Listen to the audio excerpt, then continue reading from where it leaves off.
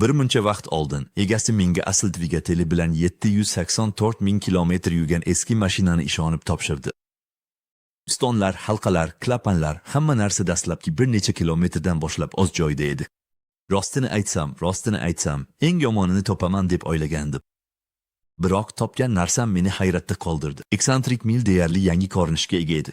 Hech qanday jiddiy chokindi yo'q, ko'zga tashlanadigan qotishma, lak yo'q, eskirishning aniq belgilari ham ko'rinmaydi. Egasi shunchaki yillar davomida bir mexanik unga o'rgatgan texnik xizmat ko'rsatish usuliga amal qilib kelgan ekan. Mana o'sha usulni nuqtama-nuqta tushuntirib beraman. Birinchi qism: oddiy moy almashtirish jarayonidan keyin nimalar qolib ketadi? Keling, muammoning tubidan boshlaymiz.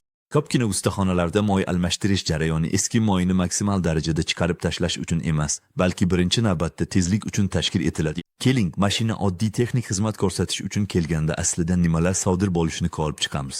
Ko'p hollarda dvigatel sovuq bo'ladi. Bu esa albatta ishni osonlashtiradi. Ammo sovuq moy quyuqlashadi va ancha keyinroq oqib chiqadi. Shunda moyning katta qismi dvigatel devorlari, quvurlari va turli ichki burchaklarda qolib ketadi. Shu tariqa eski moyning taxminan 15% dvigatel ichida qolib ketishi mumkin. Bu moy tarkibida yonishdan qolgan qoldiqlar, metall zarralari va turli xil ifloslantiruvchi moddalar bo'ladi. Yangi moyni qoshingiz bilanoq bu elementlar siz endigina quygan moy bilan aralashib ketadi. Keyin yana bir ko'pincha e'tibordan chetda qoladigan muammo mavjud. Yangi filtr odatda oldindan to'ldirilmasdan o'rnatiladi. Birinchi marta o't oldirilganda moy bosimi butun tizim bo'ylab barqarorlashguncha dvigatel avval filtrni to'ldirishi kerak bo'ladi. Dastlabki soniyalarda moylash hali optimal darajada bo'lmaydi. Bu esa tirsakli val, kalen val, podshipniklar va gaz taqsimlash mexanizmi qismlarida sezilarli darajada eskirishga olib kelishi mumkin.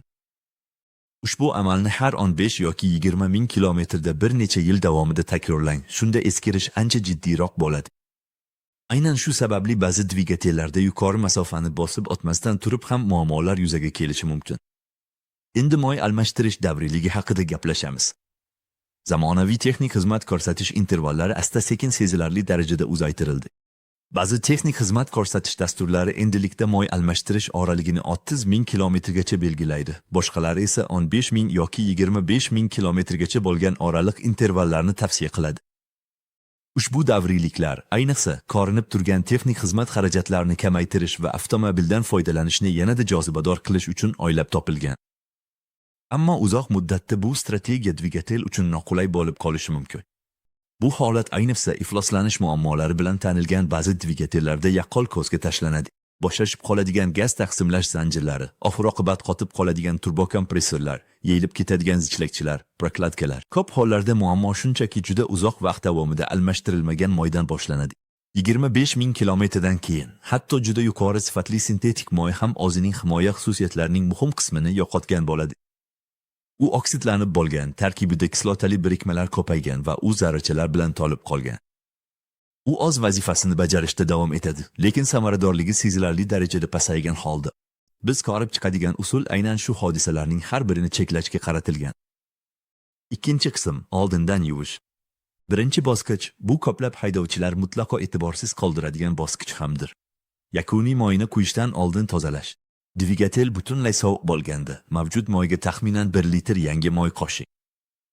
Bu qo'shimcha miqdor eski moyni suyultiradi va ifloslantiruvchi moddalarni suspenziya holiga keltirishga yordam beradi. Shunda ular ichki yuzalardan ajralib chiqishi mumkin. Keyin dvigatelni ishga tushiring va uni ro'parozi 5 daqiqa davomida bosh yurish rejimida ishlatib turing. Na 3 daqiqa, na 10 daqiqa, aynan 5 daqiqa. Bu vaqt suyultirilgan moyning butun dvigatel bo'ylab aylanishiga va chokindilarning bir qismini yigib karterga olib kelishiga imkon beradi.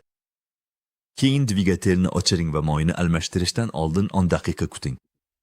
Farqi hayratlanarli bo'lishi mumkin. Taxminan 140 ming kilometr yo'l bosgan va doimiy texnik xizmat ko'rsatib kelingan avtomobilda ushbu dastlabki yuvishdan keyingi birinchi oqim juda qora rangdagi, ko'z bilan ko'rinadigan zarrachalari bo'lgan moyni ko'rsatishi mumkin. Ushbu tartib-qoida bilan amalga oshirilgan keyingi moy almashtirish jarayonida moy uzoqroq vaqt davomida toza qolishi mumkin.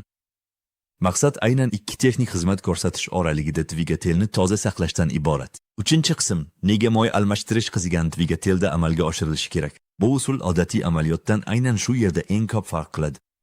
Dastlabki yuvishdan so'ng avtomobilni qayta ishga tushiring va taxminan 15 dan 25 kilometrgacha masofani bosib o'ting. Barqaror tezlikni saqlashga imkon beradigan yo'l ayniqsa mos keladi. Maqsad dvigatelni normal ish haroratiga yetkazish va uni barqarorlashtirishdir. Ko'pgina avtomobillarda termostat 85 dan 95 darajagacha bo'lgan haroratda ochila boshlaydi. Moyni almashtirish uchun qaytib kelishdan oldin aynan shu ish haroratiga erishish kerak. Buning sababi juda oddiy. Qiziganida moy ancha suyuqroq bo'lib qoladi. Shuning uchun u osonroq oqib chiqadi va o'zi bilan birga to'plangan iflosliklarning katta qismini olib ketadi. Dvigatel qizigan holatda moyni almashtirish deyarli barcha eski moyni chiqarib tashlashga imkon beradi. Sovuq holatda qilingan ish esa dvigatelda eski moyning taxminan 15% ni qoldirib ketishi mumkin. 400 ming kilometrgacha yetishi mumkin bo'lgan xizmat muddati davomida. Har bir texnik xizmat ko'rsatishda takrorlanadigan bu kichik farq tizimda qolib ketadigan iflosliklarning sezilarli miqdorini tashkil qiladi. Xizmat ko'rsatish punktiga qaytib kelganingizdan so'ng dvigatelni taxminan 2 daqiqa bo'sh rejimda qoldiring, keyin uni o'chiring. Yoki hali issiq bo'lganda darhol moy almashtirishni amalga oshiring. Qancha uzoq kutsangiz, u shunchalik soviydi, quyuqlashadi va haroratdan olingan afzallikni yo'qotadi. Biroq biz juda ehtiyotkor bo'lishimiz kerak. Issiq yoki qattiq kuyishga olib kelishi mumkin. Issiqqa chidamli qoplardan foydalaning va moy to'kish tiqinini bo'shatayotganda ayniqsa ehtiyot bo'ling, chunki moy sachrashi mumkin. 4-chi qism, ikkinchi moy almashtirish. Bu kamdan kam tushuntiriladigan bosqich. Issiq moyni to'kib bo'lgach, dvigatelni darhol to'ldirmang. Buning o'rniga transport vositasini taxminan 30 daqiqa davomida tinch qo'ying.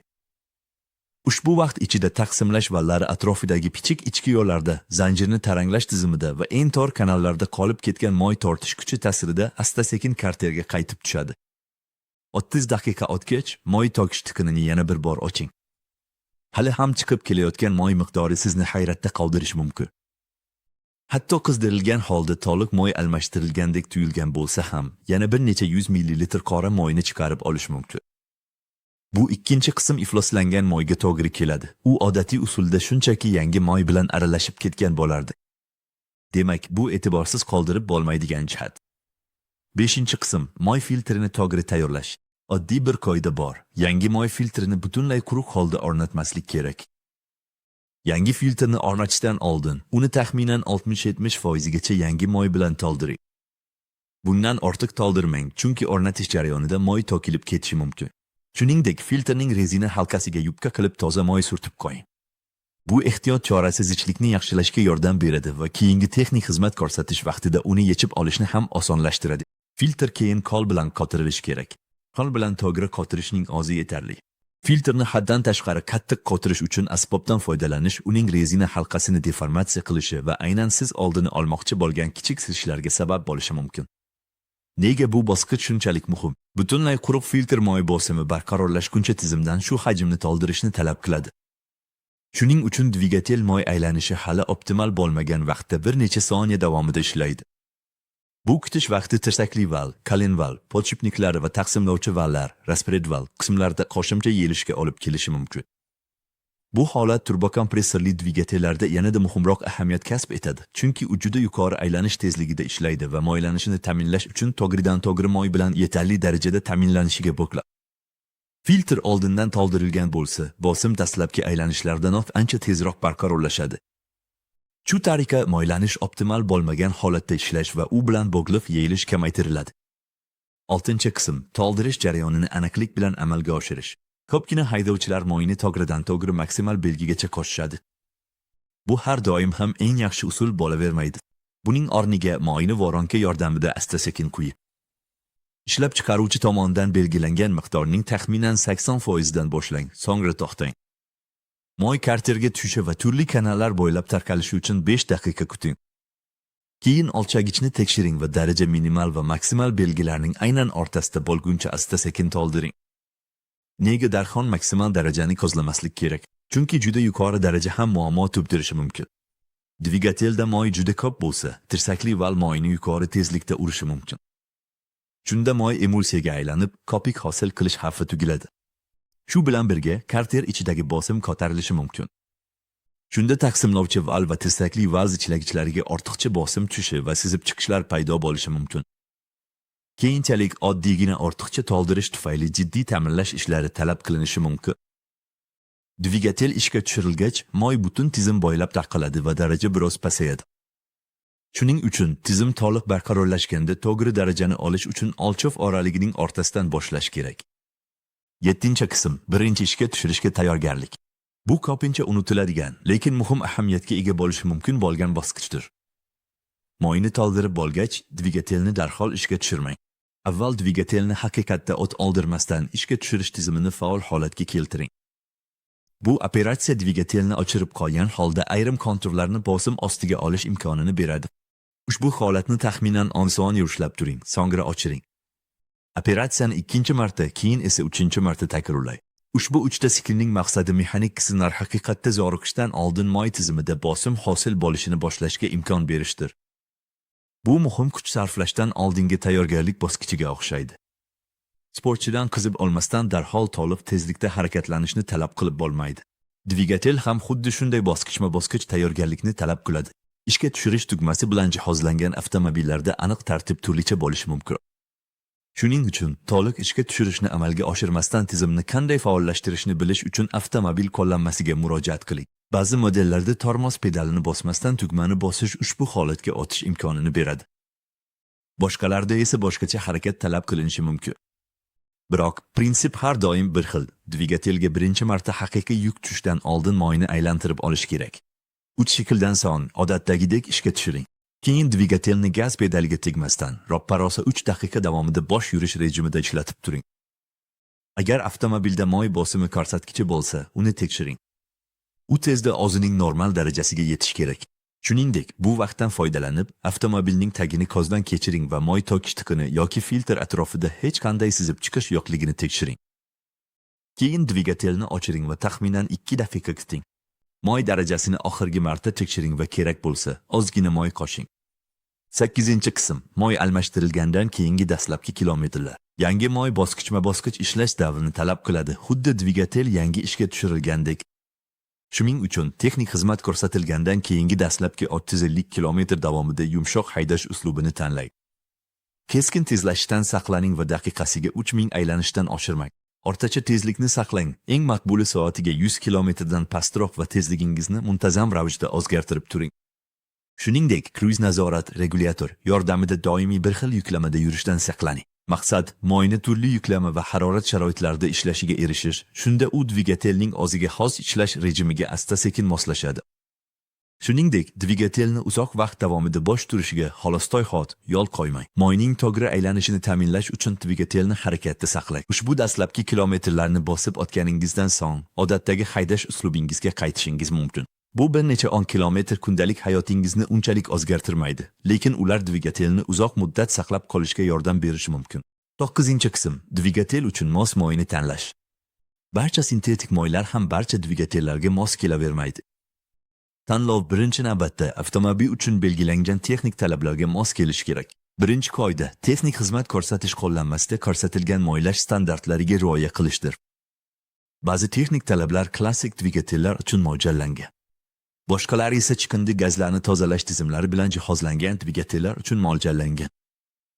Noto'g'ri tanlangan moy zararchilar filtrning yoki ifloslanishga qarshi tizimning boshqa elementlarining asta-sekin tiqilib qolishiga olib kelishi mumkin. Bunday holda ta'mirlash avtomobil turiga qarab bir necha yuz, hatto bir necha ming pul birligiga tushishi mumkin. Arzon ko'ringan moyni tanlash oxir-oqibat ancha katta xarajatlarga olib kelishi mumkin. Har bir dvigatel uchun belgilangan tasdiqlangan standartlarga ham rioya qilish kerak. Ba'zi avtomobillar o'zining konstruksiyasi, ifloslanishni kamaytirish tizimi yoki mexanik arxitekturasiga mos keladigan aniq texnik talablarni talab qiladi. Shuning uchun mahsulot nomi yoki qovushqoqligiga qarab tanlashdan ko'ra, har doim texnik xizmat ko'rsatish kitobchasida yozilgan ma'lumotlarni tekshirish kerak. 530 yoki 540 kabi qovushqoqlik darajalari ko'plab dvigatellar uchun keng tarqalgan, ammo ularni avtomatik tarzda tanlab bo'lmaydi. To'g'ri qovushqoqlik darajasi bu ishlab chiqaruvchi tomonidan sizning dvigatelingiz va uning foydalanish shartlari uchun ko'rsatilganidir. Dvigatelni yaxshiroq himoya qilish maqsadida qovushqoqlikni ataylab oshirish, aksincha, o'zgaruvchan taqsimlash mexanizmlari tomonidan ishlatiladigan ba'zi gidravlik tizimlarning ishini buzishi mumkin.